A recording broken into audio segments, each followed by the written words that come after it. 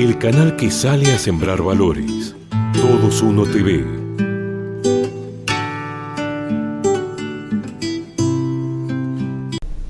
De esta manera podemos decir que el derecho canónico es un instrumento para poder resolver los conflictos producidos entre los fieles en orden a garantizar el supremo y único bien que es la salvación de las almas.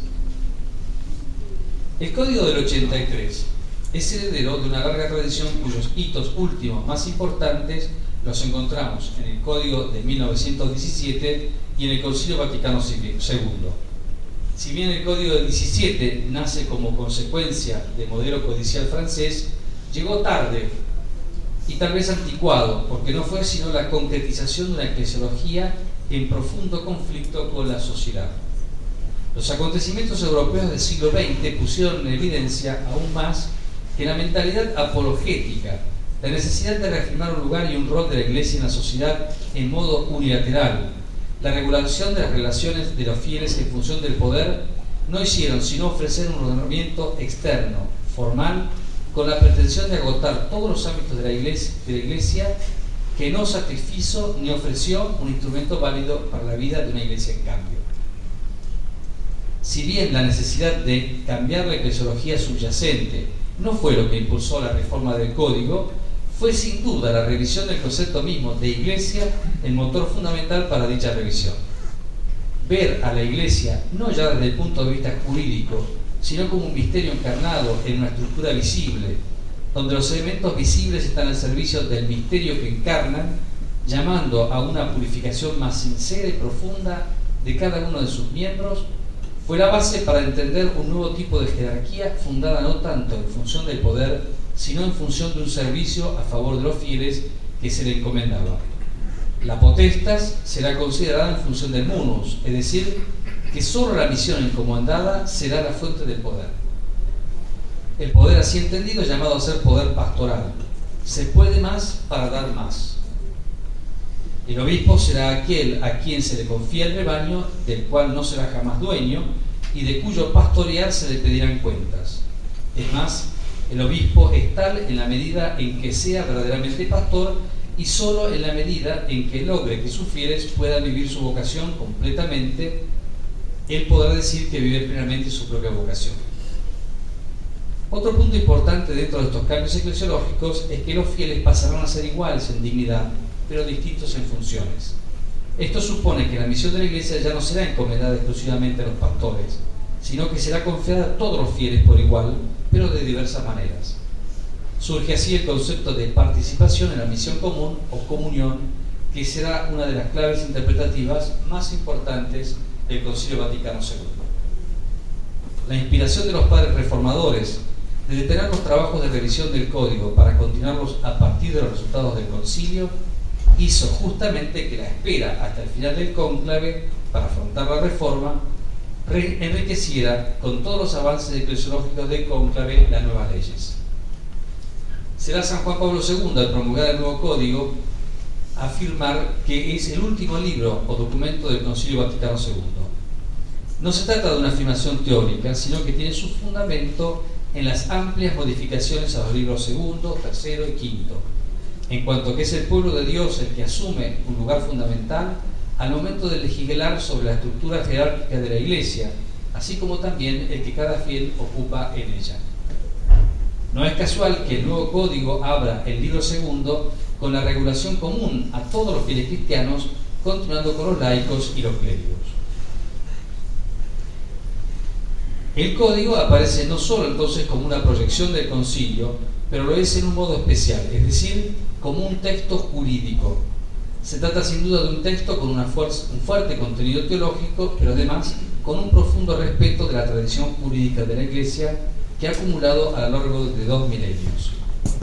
No podría ser un instrumento válido si su contenido no fuera de un alto sentido técnico.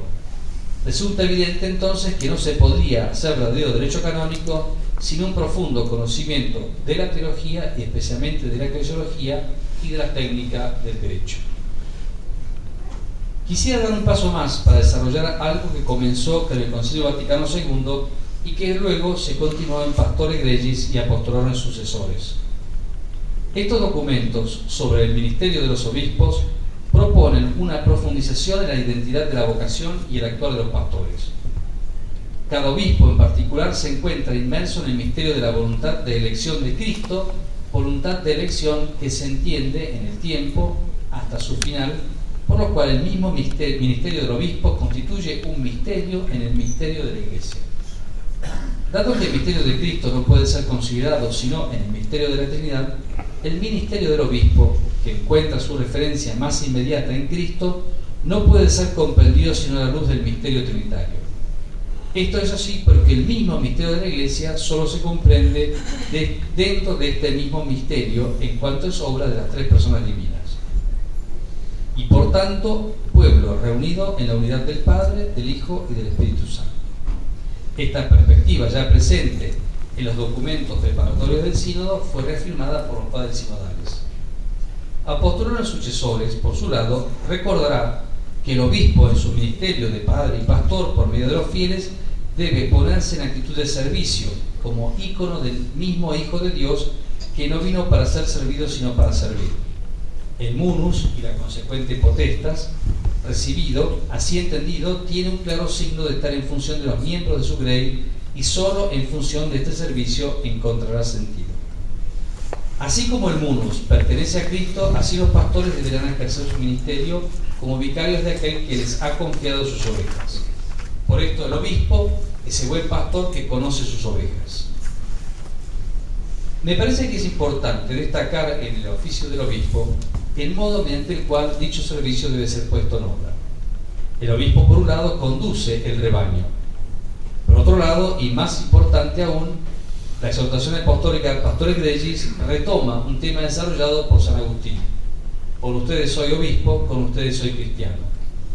Como indica la exhortación, esto sitúa al obispo en una doble dimensión. Por una parte, la de hijo y miembro de la Iglesia, de la cual ha recibido el bautismo y la primera enseñanza en la fe, por la cual, como todos los otros fieles, participa de la insuperable dignidad del Hijo de Dios de vivir en la comunión y espíritu de dicha fraternidad y de encontrarse de otra parte en cuanto obispo frente a los fieles, de los cuales es maestro, santificador y pastor. Esta realidad tan profunda del obispo es el fundamento de su ser entre los otros fieles y de estar frente a ellos.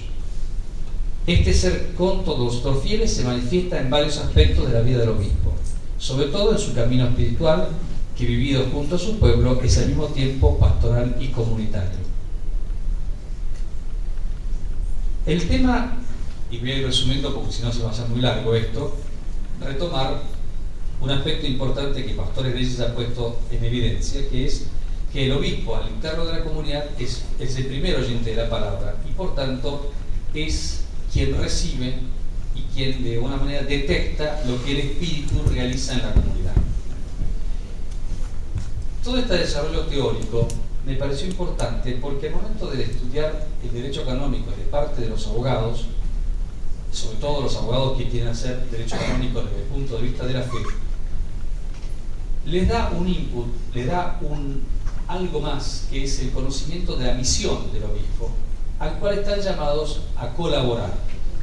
No es lo mismo colaborar solamente en sentido técnico del conocimiento de la ley, que colaborar con conocimiento también pastoral y teológico de la misión de cada obispo, para ayudarlo a que las medidas jurídicas, de acuerdo a las técnicas jurídicas, tengan además elementos de discernimiento espiritual con fundamento teológico. Gracias.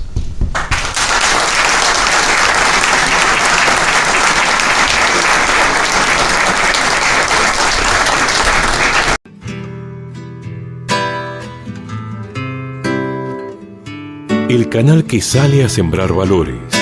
Todos Uno TV.